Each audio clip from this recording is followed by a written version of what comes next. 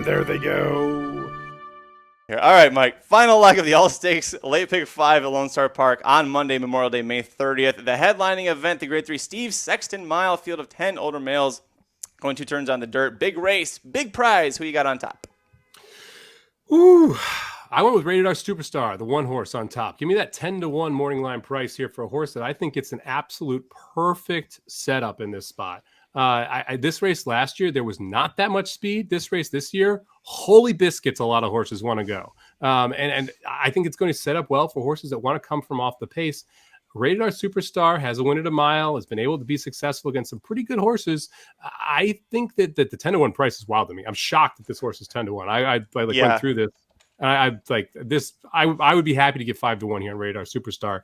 Makes a ton of sense in this spot. I like the cutback to a mile. Has run mile 7 times, hit the board 4 of those 7 times. And like I said, we're going to talk about the 5 Elector. We're going to talk about the 6 Mish and how horrible that is a pick if you did pick it. We're going to talk about the 8 Shaz. This pace is going to be hot. It's going to be heated up there. I think this is going to set up for someone to come off the pace. I think Rated R Superstar is the best horse who's able to do that. Second pick, partially because how is he 10-1? I'm with you. I'm like, this horse should be about 5-1 was my guess. Here's the thing with Rated R Superstar. Great race. Terrible. Great race. Terrible. Well, we're on the upswing here, Mike. You're getting a good price on a horse that it really is battle tested, and when he gets the right trip, which you can trust Raylu Gutierrez is going to be able to give it to him. Oaklawn's kind of a quirky track, and he does like it there, but it's also, with the way how short the stretch can be with the turns, it's a little weird. We come back to Lone Star, or he comes to Lone Star where he's never been before, but he's done very well in the Texas and Southwest circuits for almost 7 years now. Yeah. By the way, go back and look who this horse faced earlier. He faced Nyquist in the Breeders' Cup Juvenile. That's how old. Nyquist is on his 8th cycle of children right now. And you say great race, bad race, but the last 8 races, his worst buyer is an 89, which isn't bad at all. And in 2021 and 2022, this horse has earned almost $750,000. It's pretty darn good. This horse is still in very good form, and I would argue is as consistent as any of the older horses. We're going to talk about 2 younger horses that are trying to step up, but of all the older horses, he is the most consistent horse and the most successful the last 2 years. My top pick, this would be a good one, is not on your ticket. It is a long shot. The 4 Sheriff Brown for Todd Fincher. I mentioned this is the older. I think he is the older half brother to our Iris Rose. Yeah, she's 5, he's 6. This is a horse that I've always had a lot of thought had a lot of potential. He did get that really nice win at Sunland 2 back, going a mile and an 1/8. He does like the distance, 6 for 14.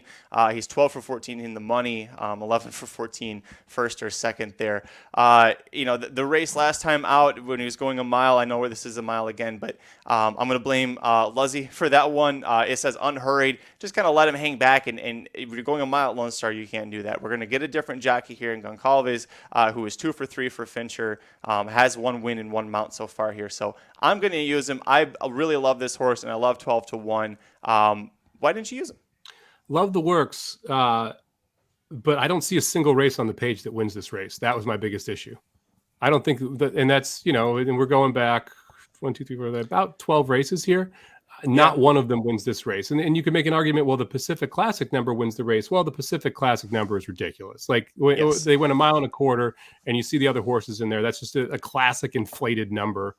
You see the horses that were 3rd through 9th in that race, sir. You watch your mouth on the runner-up. Yeah, that's fine. Whatever. But the 95 buyer comes back. That's just not accurate. And then the number last time, the Sexton Mile, which is really the race you could point to, ends up running 3rd to Mo Mesa, CZ Rocket, and Silver Prospector. That would be the other one. And I'd rather have Silver Prospector, the 10, which I'm going to use, than the 4 Sheriff Brown. So to expect this horse to run its best effort in the last 13 races as a 6-year-old here, just to me, the price doesn't necessarily line up. Although I like the fact you're getting a closer. I don't hate the 12-1 price, but I would rather take other horses who I think are a little more attractive on the price side. My second pick, my other must use, is Elector here, the 5 horse, who I feel like Sadler shipped out specifically for this race. I think this is your speed of the speed. I think Elector gets the lead, and it's a come and get me. I think there's going to be quite a bit of pace pressure. I mean, I mentioned Mish. And I mentioned Shaz, who are the 6 and the 8 horse, who both have speed. Both will probably go.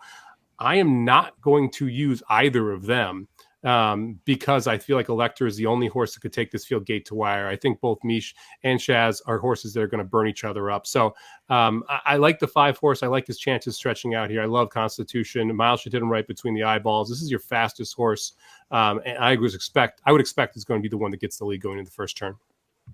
I did use Elector. I hate the price, but it's hard to ignore Sadler, like you said, sending these horses out. Victor riding for him. All signs seem to be go for him. He's bred to handle. Excuse me. This is interesting. Stretching out to 2 turns.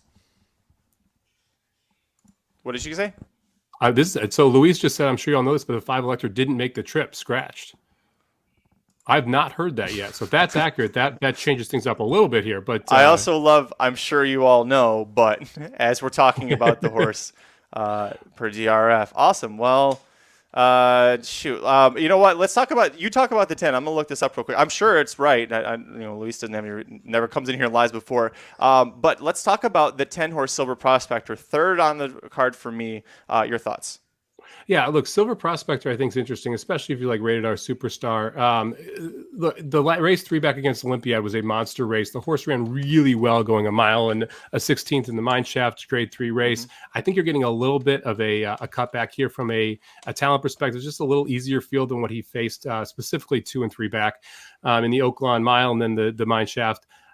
The mile distance, a little bit of concern for me, 0 for 5 at it. That's really my biggest question mark with Silver Prospector, but I like the fact that this horse has tactical speed and some ability to kick.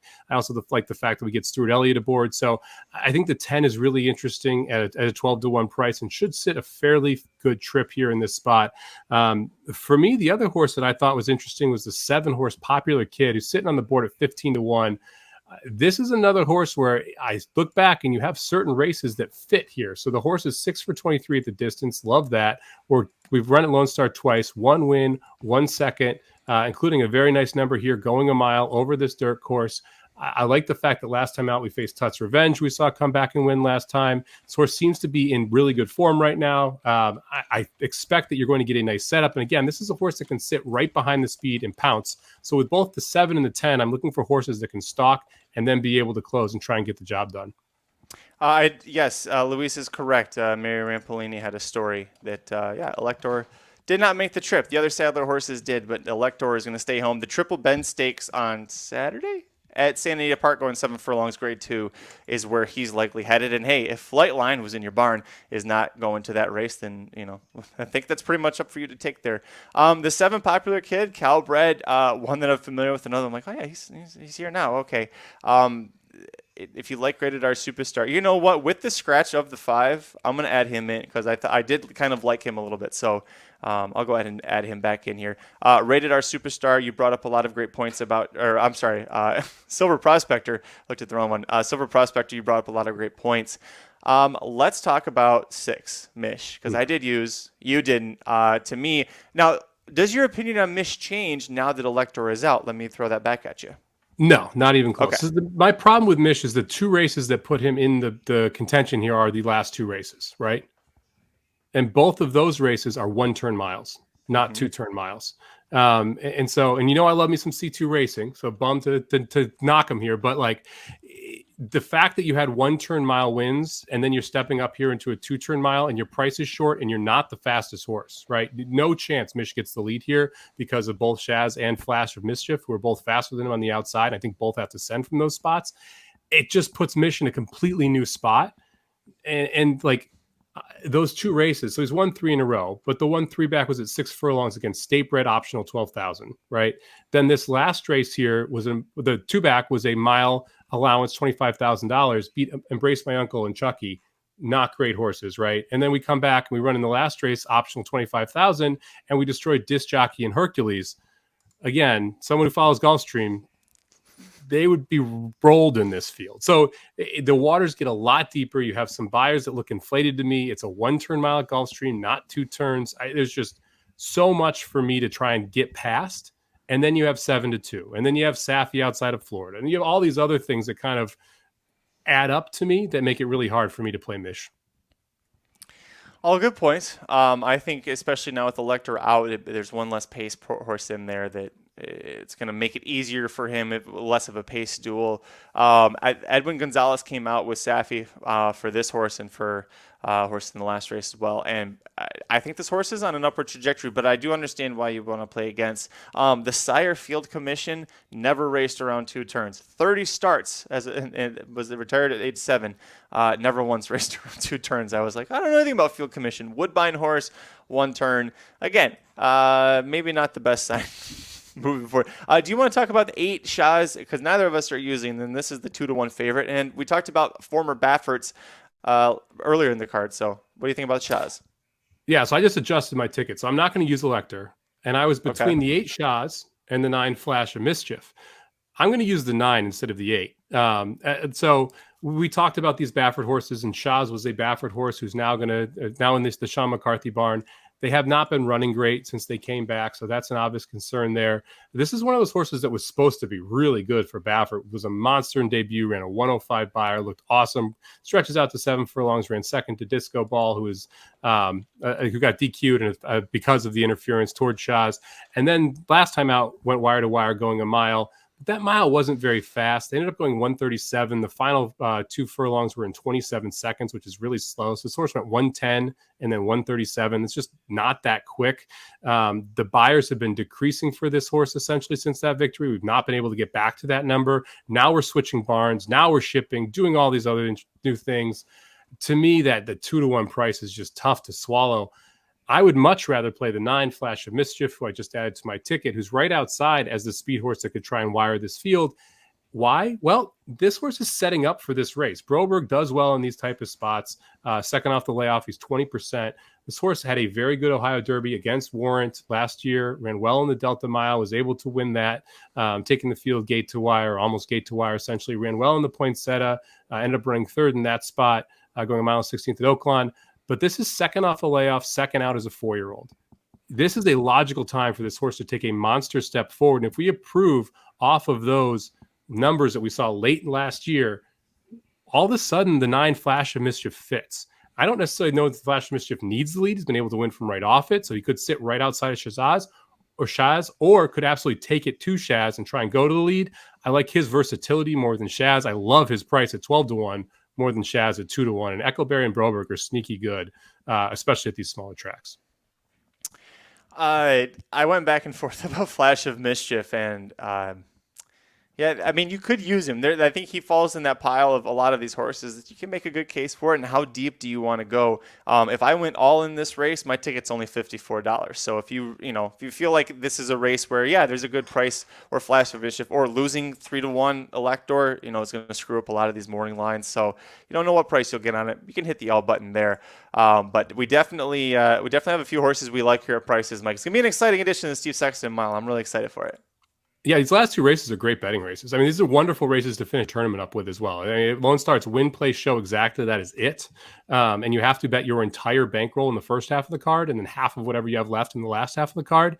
The last 2 races generally will, it's great. You have to bet $2,500 in 6 races. That's how they do it in the first half of the card, then half of what you got left. So these last 2 races will be keys, and they're wonderful betting races. So I'm excited to kind of play this thing and see where these odds shake out. And with Elector out, it's really going to shuffle this odds board too. I wouldn't be shocked if Shahs goes off at 6-5, 7-5, something like that. I think it's awfully vulnerable at that price.